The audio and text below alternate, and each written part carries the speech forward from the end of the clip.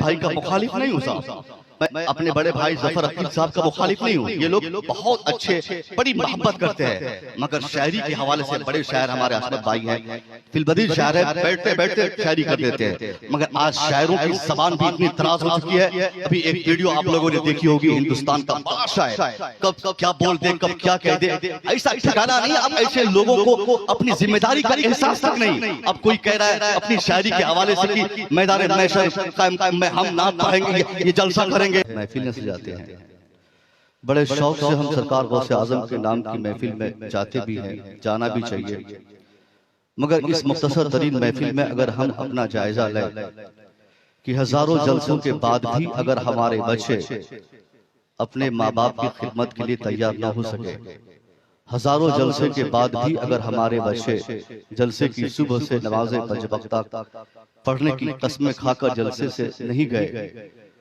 ہزاروں جلسے کے بعد بھی اگر ہماری بچیوں کے سر پہ دوپٹے نہیں آئے، تو میں سمجھتا ہوں کہ جلسے پہ 5-7 لاکھ روپیہ خرچ کرنا یہ عبث ہو جاتا ہے۔ جلسے کا مقصد ہی ہوتا ہے کہ جلسے سے ایک عام پیغام جائے، درسگاہ کی حیثیت سے سامنے بیٹھے، استاذ کی حیثیت سے ہمارے خطیب ایک ساتھ سب کے لیے ایک ایسا پیغام دیں کہ جلسہ ہونے کی صبح سے ہی سماج میں جو خرابی ہو، جو خرافات ہو، وہ سب دور ہو جائے۔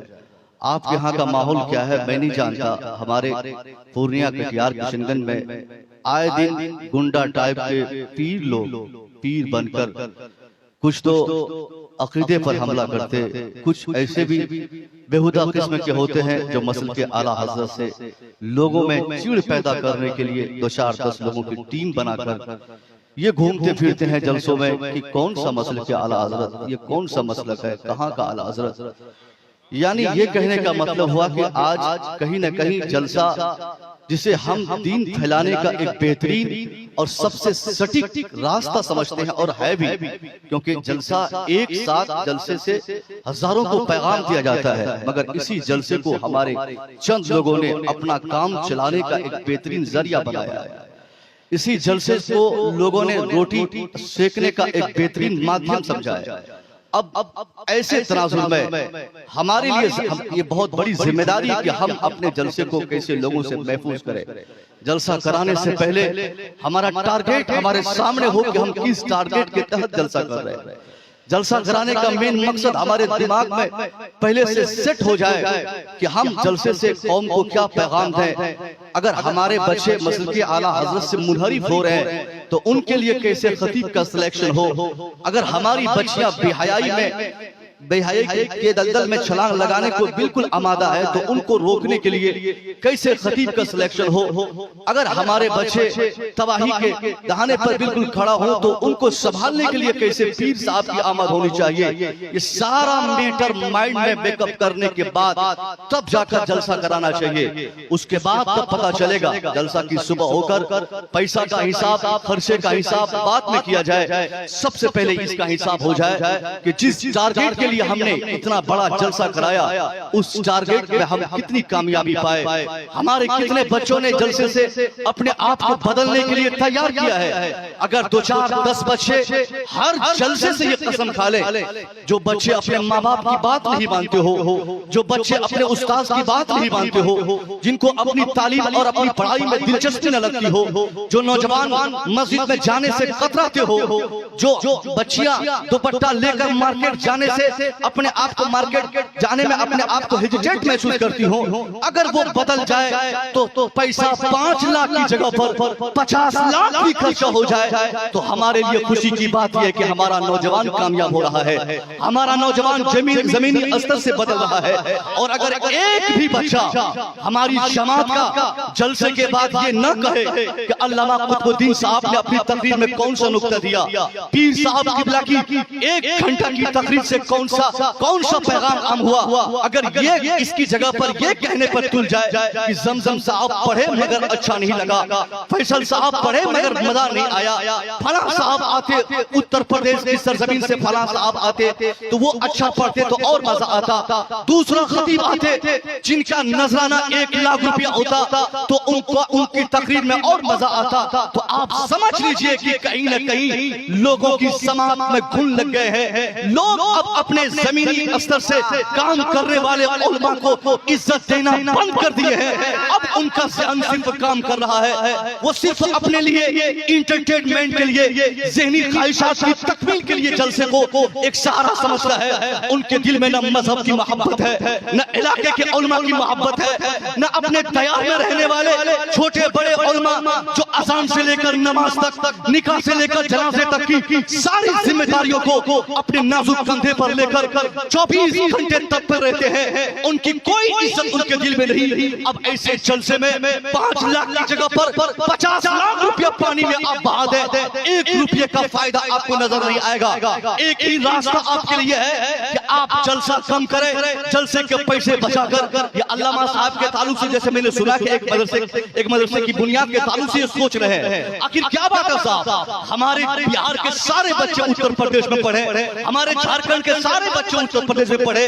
یہاں جتنے علماء ہیں میں دعوے سے کہہ سکتا ہوں ان میں سے بنیادی طور پر 1-2 جماعت ہمارے ہاں لوگ پڑھے ہوں گے, مگر تکمیل کے لیے ہم کو اپنے جھارکھنڈ سے باہر جانا پڑتا ہے, ہم کو بہار سے باہر بھاگنا پڑتا ہے. آخر کیا کمی ہے؟ 1 سال کے جلسے کے اخراجات کو اگر ہم کنٹرول کر دیں تو الجامعۃ الاشقیاء جیسا مدرسہ جھارکھنڈ میں ہو سکتا ہے. 1 سال کے لیے ہم اپنے جلسے کے اخراجات میں تھوڑی کمی لا کر اپنے بچوں کی اصلاح کے لیے, اپنے بچوں کے بہتر مستقبل کے لیے, اپنی قوم کی بہتری کے لیے اگر ہم یہ قدم اٹھا دیں, بڑے بڑے مدارس بنا دیں, جو مدارس پہلے سے قائم ہو اس میں الگ سے فیکلٹیز قائم کریں, جہاں حافظ قرآن کوئی بنتے ہو اس حافظ قرآن کے لیے الگ سے ایسی فیکلٹی قائم کریں کہ حافظ قرآن بننے کے بعد وہ بچہ مزید تلاش کرنے کے بجائے وہ انجینئر بننے کی کوشش کرے, وہ ڈاکٹر بننے کی کوشش کرے, یا UPSC کی تیاری کرنے کی کوشش کرے.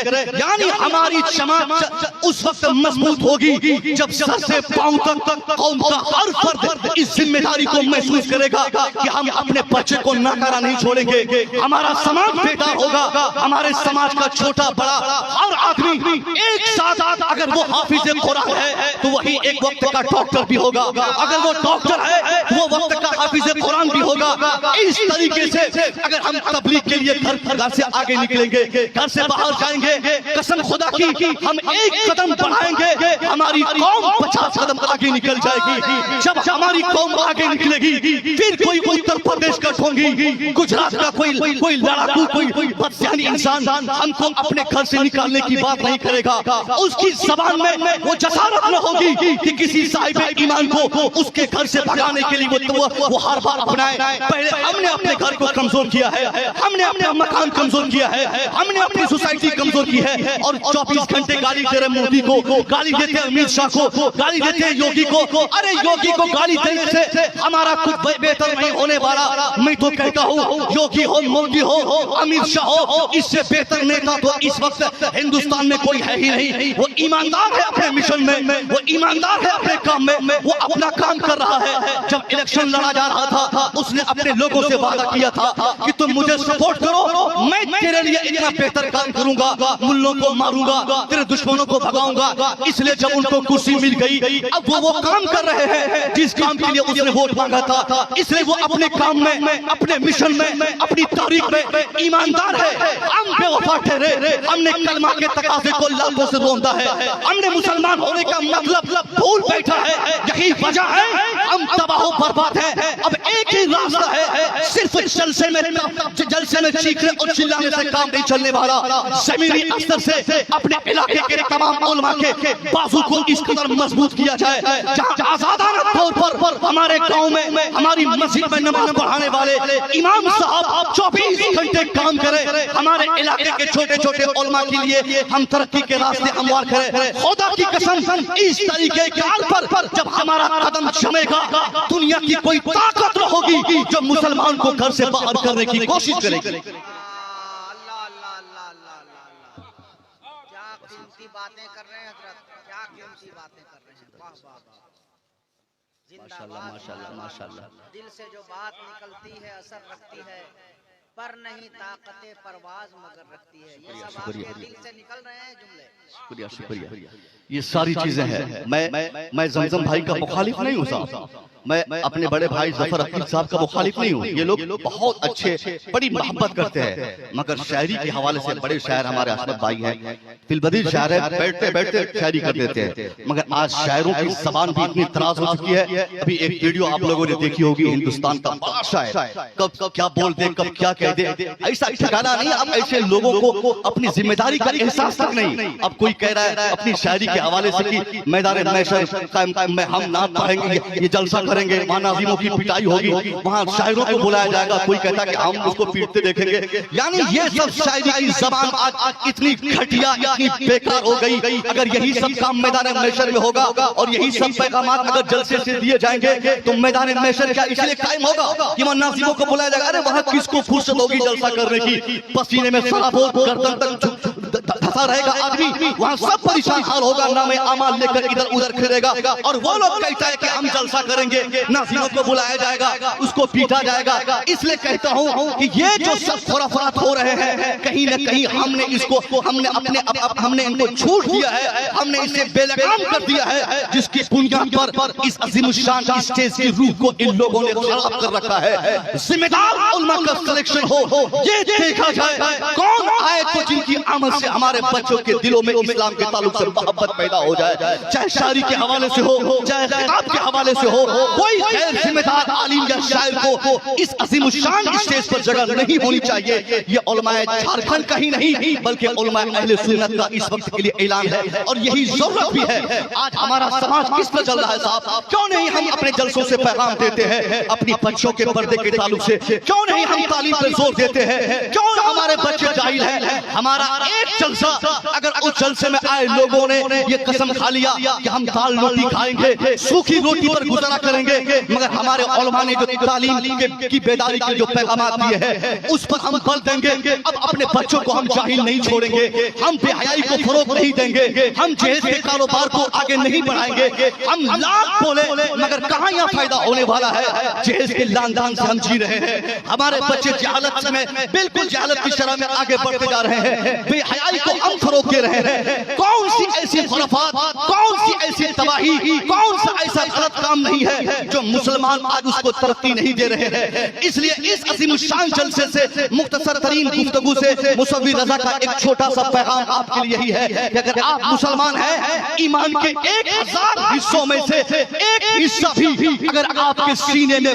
बचा है, कौम की मोहब्बत आपके दिल में है, तो आप ये कहिए अपने उलमाए किराम से कि हुजूर आज हमारे लिए सबसे बेहतर ये होगा कि आज आप बच्चों के ताल्लुक से तकरीर फरमाए, पर्दे के हवाले से गुफ्तगू हो। कोई ये ख्वाहिश पैदा करे, इसकी ख्वाहिश न हो कि एक भोजपुरी सुनाया जाए, एक बांग्ला सुनाया जाए, एक अंग्रेजी सुनाया जाए, एक और मनकबत हो, 50 मनकबत हो जाए, कोई कौम का फायदा नहीं होने वाला है। एक आलिम रब्बानी की 10 मिनट की जिम्मेदाराना गुफ्तगू अगर हो जाए तो कौम की किस्मत बदल जाएगी। नारे तकबीर, नारे रिसालत, अज़मते वालिदैन कॉन्फ्रेंस, हजरत मुफ्ती मुसव्विर रज़ा साहब किबला जिंदाबाद जिंदाबाद जिंदाबाद। सुभान अल्लाह सुभान अल्लाह, वाह वाह वाह। मनकबत हो या नातिया अशार हो, जरूरत के तहत सिर्फ इसके लिए क्या बोलते हैं कि जायका बदलने के लिए, पहले अनाउंसर साहब लोग कहते थे कि अब टेस्ट बदलने के लिए किसी शायर को बुलाया जाता है, अब ये कहा जाता है कि अब टेस्ट बदलने के लिए किसी को बुलाया जाता है। मतलब खाना वही चलेगा, सिर्फ टेस्ट बदल